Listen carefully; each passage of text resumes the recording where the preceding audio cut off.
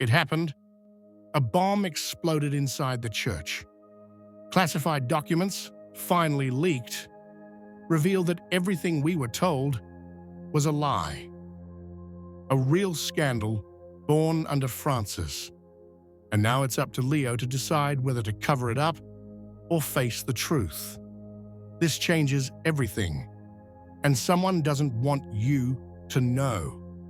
Stay until the end.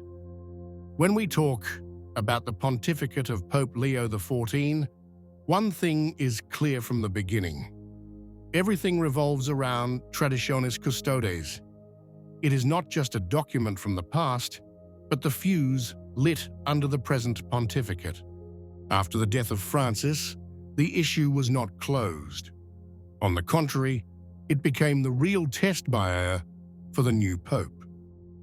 Restrictions against the traditional Mass are still in place. Communities tied to the ancient rite live in uncertainty, and millions of faithful, yes, millions, are waiting for a clear signal. What had been presented as a move for the unity of the Church has instead revealed itself to be an act that has created division, suffering, and a senseless internal war. A battle against the millenary tradition of the Church, the very one that has generated saints, vocations, and conversions, and now all this weighs on the shoulders of Leo XIV, because the time of waiting is over. There is no room for ambiguity, silence, or balancing acts. An answer is needed, and it is needed now. If this pontificate truly wants to mark a new beginning, it must do so starting from here. No other point is more urgent. Until yesterday, the issue seemed clear. Traditionis Custodes was an open wound, but with a seemingly solid official explanation.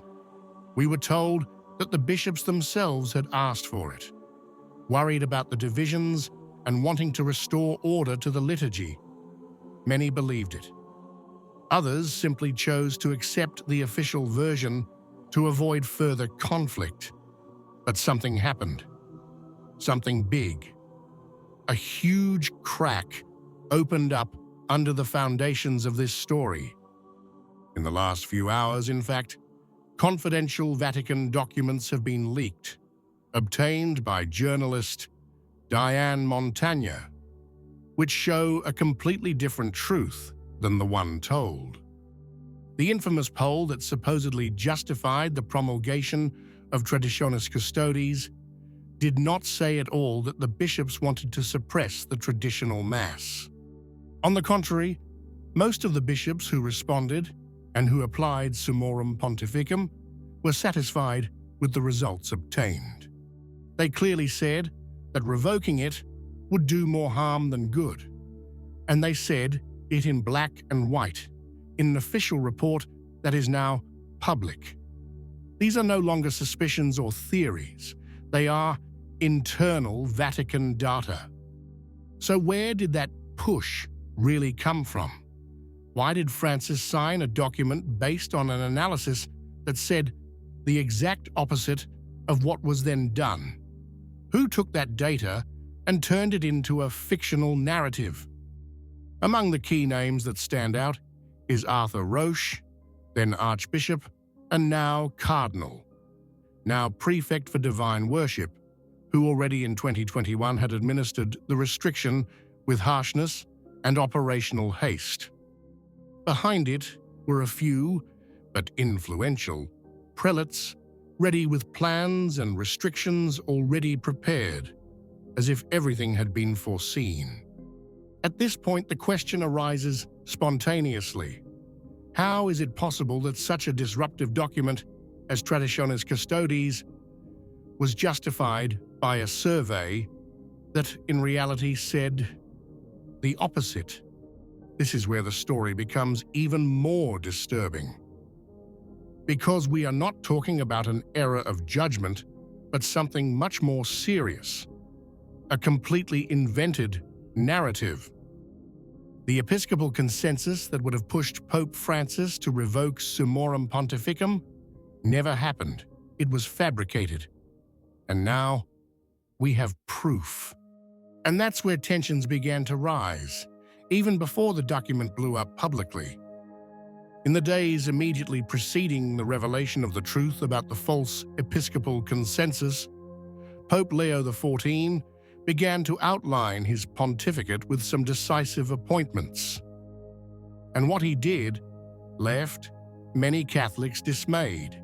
He reappointed key figures from the previous government, including Cardinal Arthur Roche, and gave him a new role in the dicastery for divine worship, a move that, in the context of what later transpired, created even more confusion. Yes, Roche himself, the man who more than any other has been associated with the hard line against the traditional Mass. As classified documents were being collected by Diane Montagna and prepared to uncover an embarrassing truth, Leo XIV was, consciously or not, consolidating that same line, implying that nothing would change. And here, the question becomes inevitable. Was he already informed of what was about to come to light? Did he know that years of official rhetoric were about to be denied? Because if so, then the choice to confirm figures linked to Traditionis Custodes takes on an even more disturbing weight. And if he didn't know, one wonders who is really controlling the levers of power in the Curia. The faithful see, they understand, they are no longer willing to be treated as passive subjects. And now that the lie has emerged, they are waiting for a clear word. Leo XIV still has time to change course, but time is running out, and every nomination weighs like a declaration of intent. At this point, it is necessary to be clear. We must identify precisely who wanted Traditionis Custodes and with what objectives, because such a disruptive act does not arise by chance. It was thought out at a table, carried out methodically, and implemented with suspicious haste. And all this happened against the concrete interest of the faithful and against the real good of the Church. The data is now public. The traditional Mass was a source of liturgical peace, an attraction for young people, fertile ground for vocations and conversions. Its growth was a sign of hope, not a problem. And yet, it was precisely this reality that was chosen to be struck. It was preferred to sacrifice living communities and silent believers to follow a narrow ideological line, carried forward by a minority hostile to the Catholic tradition. This is the truth that today can no longer be hidden. The damage has been enormous. Divisions, mistrust, flight of the faithful, useless tensions, and all for a document built on false premises, today unmasked. For this reason, Pope Leo XIV must intervene immediately. He can no longer limit himself to silence. He cannot rely on appointments that only create uncertainty. The revocation of Traditionis Custodes is not only a possible choice, it is the only right way. It is the gesture that can heal a wound and restore confidence to millions of Catholics. What do you think? If you liked the video, comment, Amen. God bless you.